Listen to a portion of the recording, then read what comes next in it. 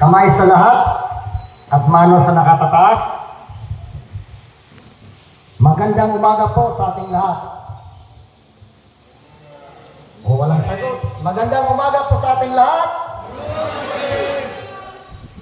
Sa ating kagalang-galang na Honorable Vice Mayor Domingo Briones Marin na kumakatawan sa ating municipal local government units, sa ating mga bisita mula sa iba't ibang kapuluan ng Pilipinas, ang ating National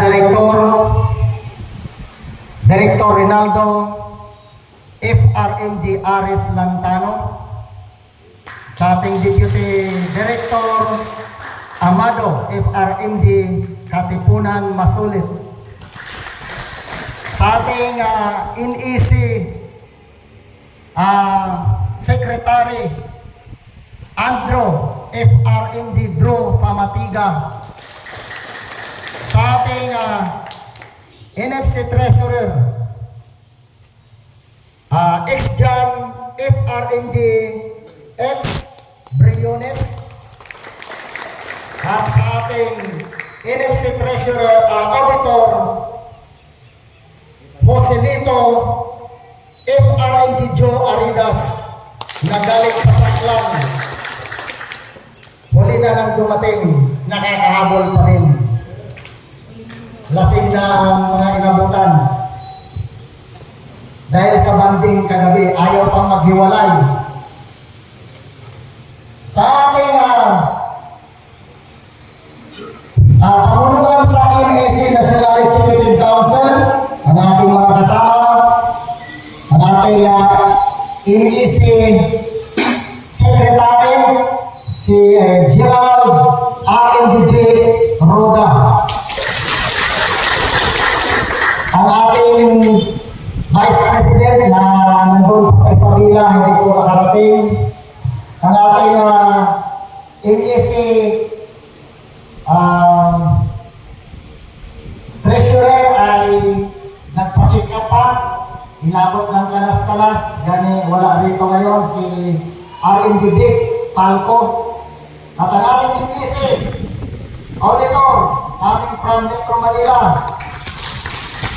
Gabriela of Guardians in Manila, si RMG Lord Cairo. Yan. Dalawang bisis na yan pumunta dito ba sa atin. She likes our place very much. Kaya balik yan dito sa atin. Wala naman. Ang binabalikan niya mga kapatid natin sa Guardians. At sa ating iba pa mga bisita, sorry if I cannot mention you all. Mabuhay po ang URPGI! Ang tema natin ngayon ay One Guardians, One Brotherhood, One Community. Bakit po One Guardians? Kasi po, iisa lang ang ating pinanggalinan. Ano man action meron tayo, iisa lang po ang ating pinanggalingan. Iisa lang po ang sinusunod natin ng mga batas. Iisa lang po ang ating layunin. Iisa lang po ang ating mga gawain. Kaya One Guardians po tayo. Nagkaiba lang tayo sa pangalan, ngunit iisa pa rin ang dugo na dumadaloy sa ating mga katawan. Anong type ng dugo natin? Anong type ng dugo natin? Type J, hindi G ha. Guardians ang dumadaloy na dugo sa ating lahat. One brotherhood. Kahit saan ka magpapalo ng mundo, dahil ikaw ay may karga na responsibilidad sa iyong balikat, isa po tayo po ay magkakapatid. At one community. Bakit one community? Dahil isa lang po ang standards na ating sinusunod. Meron tayong standards, meron tayong mga batas na sinusunod. Iisa lang po. Ngayong araw ay very historical na nangyari dito sa ating lugar sa San Fernando na dapat natin ipagmalaki. Sa kauna-unahang pagkakataon, dito na held ang kauna-unahang National Convention na hindi po nangyari pa sa ibang aksyon ng Guardians na dito mismo na held sa ating lugar. Pagmalaki po natin yan dahil tayo po ay naka-attend ng very historical na pagdiriwang bilang isang Guardians, tayo po ay nakadalo. Sa susunod po na pagkakataon, after 3 years po, ay iba namang lugar ang ating pupuntahan para doon magkaroon tayo ng National Convention.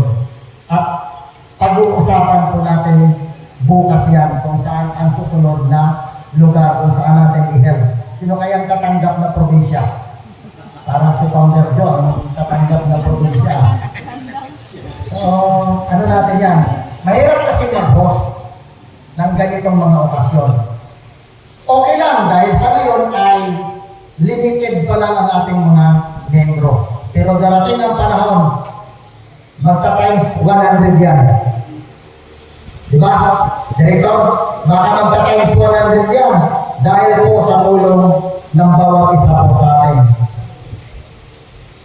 Ngayon po ay sinasabi ko na makasaysayang ang araw na ito para sa atin.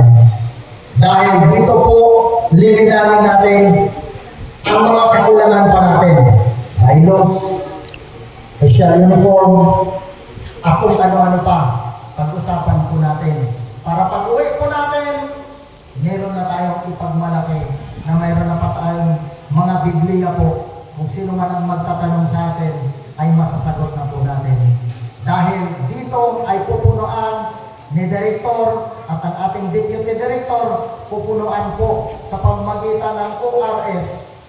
Mamaya, pupunuan po ang bawat isa sa atin ng sinasabi ng ating butihing Vice Mayor na mga talento na iti-treasure po natin dahil yung mga talento na ito ay hindi po natin makukuha sa iba, kundi makukuha lang po natin sa mga magagaling natin na mga speaker mamaya po sa ating ORS.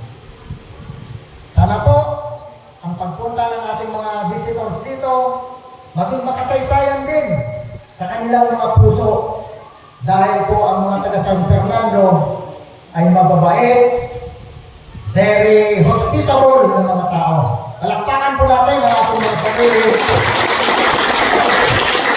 Pasensya na po kayo dahil tao lang tayo, meron din tayong mga undertakings. No, may mga kakulangan din po tayo. So, pagpasensya na po ninyo ang ating simple lang na pag-post ng ating convention. Kung ano man ang mga kailangan natin, kung ano man ang mga tanong natin, ay i-prepare po ninyo yan para sa ating open forum na gagawin after mamayang hapon, after ng ating ORS. So sa ating lahat, mabuhay po tayong lahat, mabuhay ang Guardians, mabuhay ang URPGI, at magandang umaga po.